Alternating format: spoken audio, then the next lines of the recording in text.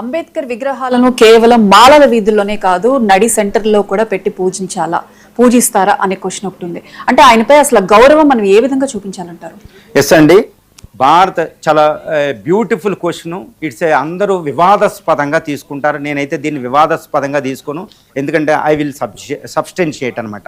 ఇప్పుడు అంబేద్కర్ విగ్రహాలు, ప్రపంచంలో ఎక్కువ విగ్రహాలు ఉన్న వ్యక్తి అంబేద్కరే.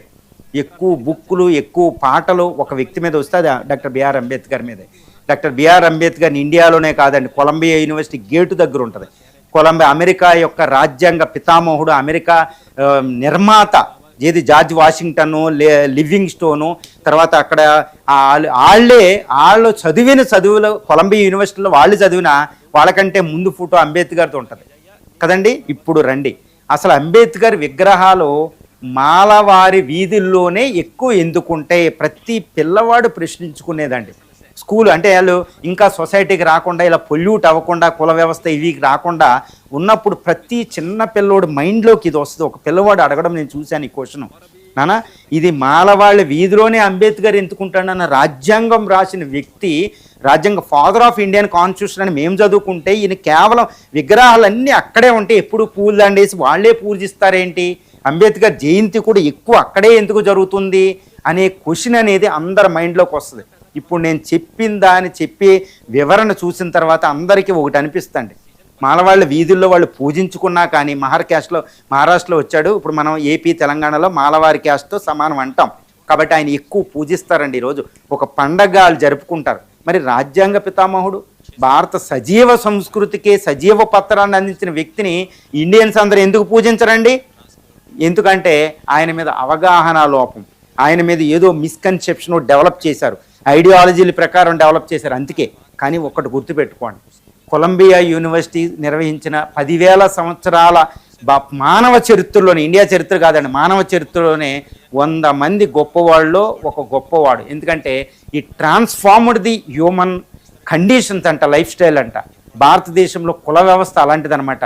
అందుకే ఆయన ఈ ట్రాన్స్ఫార్మ్డ్ ది ఇండియన్ సివిలైజేషన్.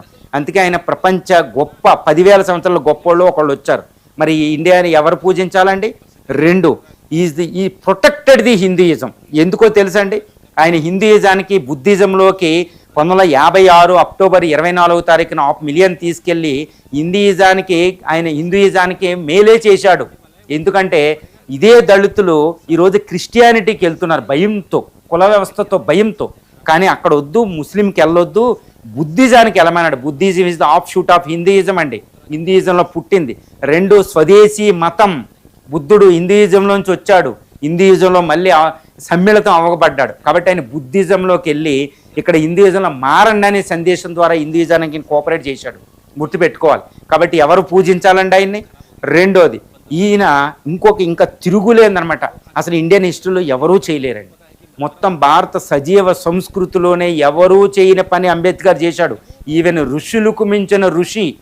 ఎందుకంటే చాలా ఆశ్చర్యమే అది నేను ఇప్పుడు చెప్పేది. ఎందుకంటే ఒకటి గుర్తుపెట్టుకోండి, ఏంటి అంటే అది జ్ఞానం అనే ఖడ్గం. ఆ ఖడ్గంతోనే ఇండియాకి ఎప్పుడు కూడా ఒక శాంతి అనే ఖడ్గం. ఇప్పుడు ఆయన రాజ్యాంగం రచించాడు. ఆ రాజ్యాంగ పరిషత్తులో రాజ్యాంగం రాసిన తర్వాత ఆయన ఒక పదాన్ని ఉపయోగిస్తాడండి. అదేంటంటే it is the Indian constitution what we are giving to Indians, future Indians అని ఇదే చెప్తాడు. ఏదైతే మేము భవిష్యత్తు తరాల భారతీయులకు ఏదో మేము ఇస్తున్నాం, రాజ్యాంగాన్ని ఇస్తున్నాం కదా, it is not a mere book of laws and acts of the government ప్రభుత్వ యంత్రాంగానికి సంబంధించిన సూత్రాలు చట్టాలే కాదు, this constitution carries the soul of India అంటాడండి. అది ఆయన ఇచ్చింది ఏంటంటే ఇది సజీవ సంస్కృతి యొక్క ఆత్మను ఇందులో పెట్టుకుని సజీవ పత్రంగా మార్చిన ఒక లివింగ్ డాక్యుమెంట్ అంటాడనమాట. ఇది భారతదేశంలో ఎవరు కూడా కృషి చేయలేదు. ఇప్పుడు భారతదేశంలో ఎవరు పూజించాలి ఆయన్ని? సెంట్రల్ హాల్లో, తర్వాత పొలిటీషియన్స్ దండలు వేయడానికి ఆయన ఉపయోగించుకుంటారు. కానీ యాక్చువల్గా ఆయన పూజించేది ఒక స్పిరిట్ కోసం మాలవారి వీధిలో, అక్కడ మాల క్యాస్ట్లో, ఈ మాల క్యాస్ట్తో ఈక్వలెంట్గా ఉన్న వేరే రాష్ట్రాల్లో. కాబట్టి ఇప్పుడు గాంధీ విగ్రహాలు, నెహ్రూ విగ్రహాలు, ఏవైతే విగ్రహాలు మనం పెట్టుకుని సెంటర్లో పెట్టుకుంటామో, నడి సెంటర్లో, పల్లెటూరు పట్టణాల్లో, ఆ విగ్రహాలకి అంటే మాలవారి వీధిలో ఉండే విగ్రహం ఇప్పుడు సెంటర్లో కూడా దర్శించాలన్నమాట. నేను ఎందుకు చెప్తున్నానంటే ఇది మహాత్మా గాంధీ బుక్కుల్ని పూర్తిగా చదివిన తర్వాత Mahatma Gandhi the experiments my with truth, Louis Fischer ఇవన్నీ పూర్తిగా చదివిన తర్వాత, ఎందుకంటే ఐఏఎస్ ఇంటర్వ్యూకి వెళ్ళడానికి గాంధీ ఎన్నో ఐడియాలజీ పెట్టుకుని వెళ్ళా, అన్నీ చదివానమాట. తర్వాత డాక్టర్ బిఆర్ అంబేద్కర్ రాసిన ఆయన thesis casteism it's genesis and history అని, తర్వాత అనిహిలేషన్ ఆఫ్ క్యాస్ట్ అని, ఈయన పాకిస్తాన్ ఇండియా అనే ఒక బుక్కు, వేసా వెయిటింగ్ ఫర్ వేసా అని, రూపీ ప్రాబ్లం అని, ఆయన రాసిన బుక్కులన్నీ చదివిన తర్వాత నాకు అర్థమైంది, అరే ఇంత గొప్పది మాలవాళ్ళ వీధిలో ఎందుకుంటుందని. అది నాకు అర్థమైందనమాట. ఆయన విగ్రహం మాలవారి వీధిలో కాదండి, భారత సజీవ సంస్కృతి యొక్క ఆత్మను సక్సెస్ఫుల్గా బయటకు తీసి భారత రాజ్యాంగమైన ఒక పత్రాల్లోకి దాన్ని పెట్టి ఒక సజీవ పత్రం, ఒక లివింగ్ డాక్యుమెంట్గా పెట్టాడు కాబట్టి ఆయనకి ఇవ్వాలి. మళ్ళీ అది ప్రూవ్డ్ అనమాట.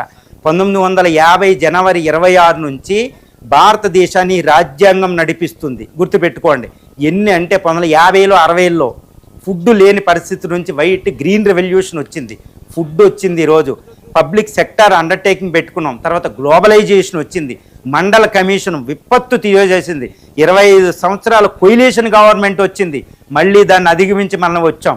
తర్వాత ఇప్పుడు బీజేపీ, ఒకప్పుడు కాంగ్రెస్, ఎంతటి విపత్తులో చూడండి. 5 యుద్ధాలు పాకిస్తాన్తో, ఒక చైనాతో యుద్ధం, ఎన్నో కరువులు, నక్సలిజం, ఎన్ని మూమెంట్లు గత 80 సంవత్సరాల్లో, వాటన్నింటిని అధిగమించాం. మారంది ఒకటే రాజ్యాంగం. కానీ ఇండియా చుట్టూరు ఉన్న 100 దేశాలకి రాజ్యాంగాలు మార్చుకున్నారు. ఇప్పటికీ నేపాల్, శ్రీలంక, బంగ్లాదేశ్లో మళ్ళీ కొత్త రాజ్యాంగాలు రాస్తారు. జపాన్కి సొంత కాన్స్టిట్యూషనే లేదు, గుర్తుపెట్టుకోండి. ప్రపంచంలో ఈ భారతదేశంతో పాటు ఈ రాజ్యాంగాలు కేవలం కొన్ని డజన్ కంట్రీలకే ఉన్నాయండి. ఈ విధంగా భారత రాజ్యాంగం 1950 కాదండి, ఇంకొక 100 సంవత్సరాల కానీ దాన్ని రూల్ చేయగలిగింది. ఎందుకంటే కాలానికి అనుకూలంగా, మానవ పరిణామ క్రమానికి అనుకూలంగా, ఎవల్యూషనరీ ప్రాసెస్కి అనుకూలంగా రాజ్యాంగం తనకు తాను రూపాన్ని మార్చుకోగలిగేది. అందుకని 1950 కండిషన్స్ ఇప్పుడు లేవు దేశంలో. India 5th largest economy is going to become super power. ఒక పూరెస్ట్ నేషన్ నుంచి ట్రిస్ట్ విత్ డెస్టినీ నెహ్రూ చెప్పినప్పుడు 1947 ఆగస్టు 15 కాలం నుంచి ఇప్పుడు 2026 ఆగస్టు 15కి ఎక్కడున్నామండి? ప్రపంచంలో గ్లోబల్ సూపర్ పవర్.